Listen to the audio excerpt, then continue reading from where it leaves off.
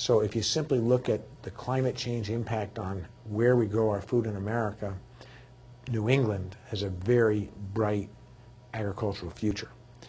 And I tell this story in terms of how we survive and how we make it.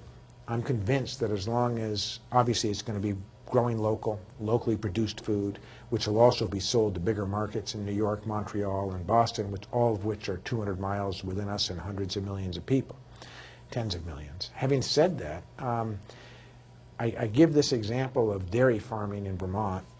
The seventh generation son took over from Harold a few years back, and the milk price has been terrible, as everybody knows, and we're losing our farms by such an alarming rate that Vermont could be transformed forever if we don't get our act together. Anthony Polina had a problem with his dairy business too. That's right, and you know, it's tough, but Anthony was trying to do the right thing there, by the way, which is to get the value-added product for the farmer, and that's where I'm going, which is that the young fellow who's running it, Phil, a good friend of mine, came to me and said, and I spent a lot of time mowing with him and doing other things. He said, I can't make it. I'm looking at the books and I can't make it. And I looked at him and I said, you know what, 12 bucks a hundredweight, you're right, you can't. And they've been selling to a middleman, to Agrimark, pulls up the truck and pulls out of there, you know, twice a day.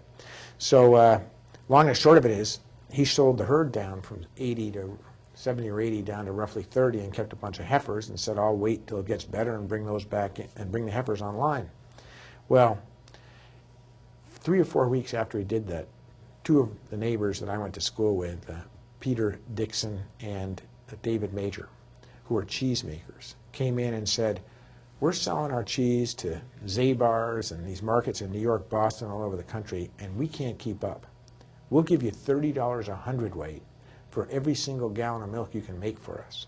Well, now he's building a herd back up, and he's happy, and he's feeding his family. My point is, if we can get Vermont farmers the value-added price, meaning the fair price for their milk based upon not some middleman at Dean Foods in Texas, you know, who will never pay farmers what they need to get, but the actual farmer getting the price for the cheese making or the yogurt or the finished product, we have a really bright ag future, and that's will be one of my priorities as governor if I'm elected, is to build the infrastructure so that our farmers can get the value-added price instead of what I call the rip-off price that these middle people are currently giving them, which will never allow them to get a fair price for their work.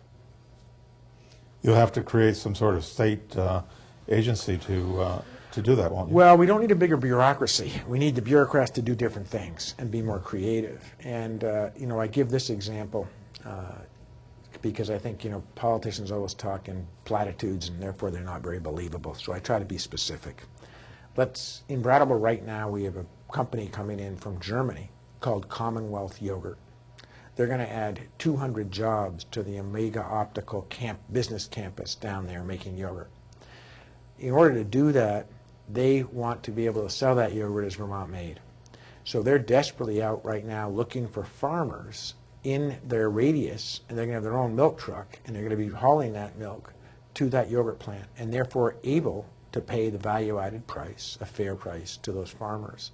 So I think what government has to do is to partner with the businesses that want to create the infrastructure to ensure that you use that model and spread it across the state.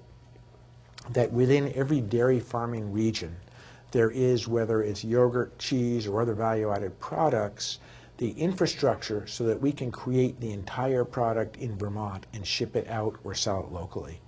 If we can do that, and I don't think it's that tough, we really do have a bright ag future. Now, obviously, it also means diversifying to vegetables and to growing fruit, and we're now making wine and growing our own beef and chicken and turkey, and, you know, we have a really bright ag future. It can't just be milk, but I'm saying those that believe that dairy farming the days of dairy farming are behind us in Vermont, I think they're dead wrong if we play our cards right in state government, working with the private sector and with farmers to build the infrastructure. And that's frankly what Anthony was trying to do. But often the first one out the gate is the one that gets their head chopped off. So, yeah, it's too bad that his company failed. It is. When I hear about global warming, it seems as if Vermont will come out better than they are now. If it gets warmer here, the winters will be warmer, and we have water on both sides of the state, so even if it gets dry, we have the water to drink and to irrigate with.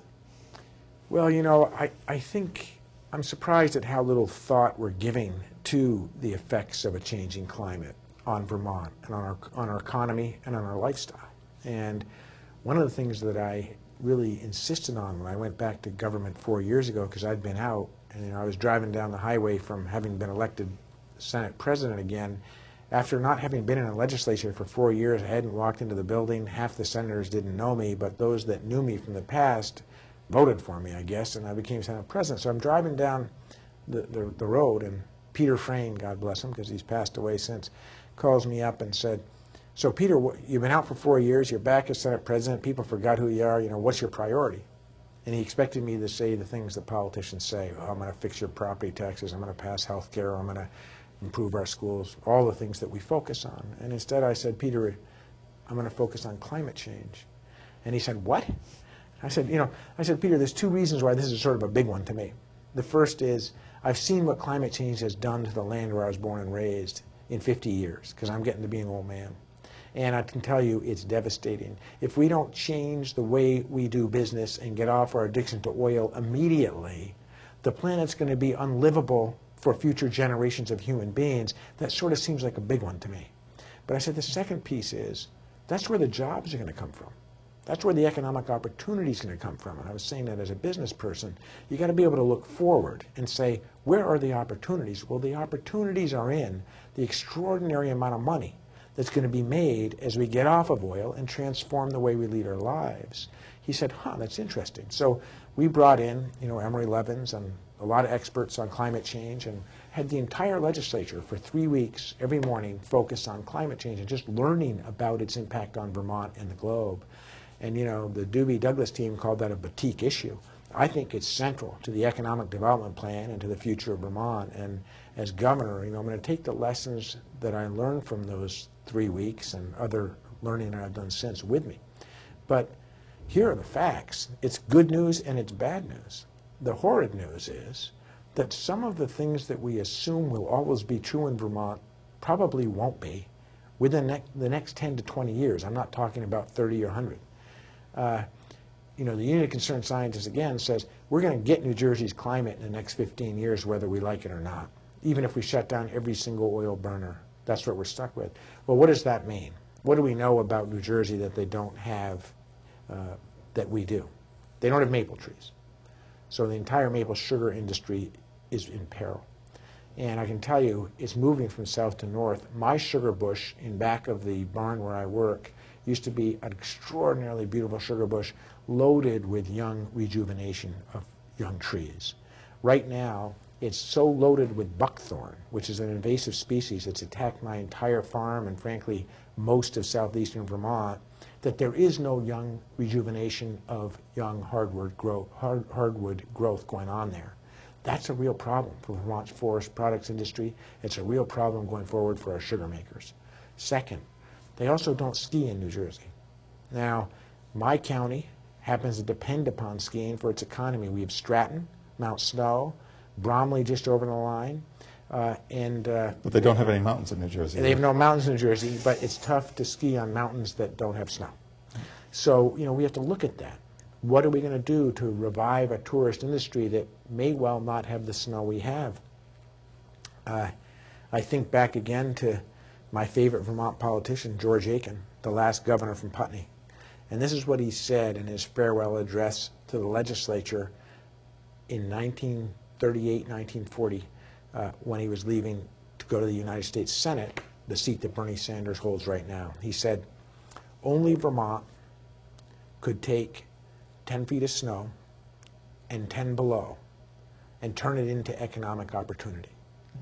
And that was 50-something years ago. Think about it.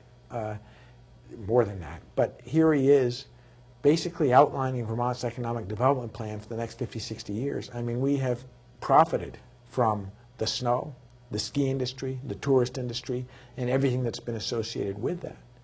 Now, if you're not going to have cold winters and you're not going to have consistent snow, obviously the next 50 years we have to look at differently. And that's one of the things I think we need to focus on as a state is where are those opportunities and how are we going to get them so that our kids can grow jobs here, prosper, raise their families like I've been lucky enough to do.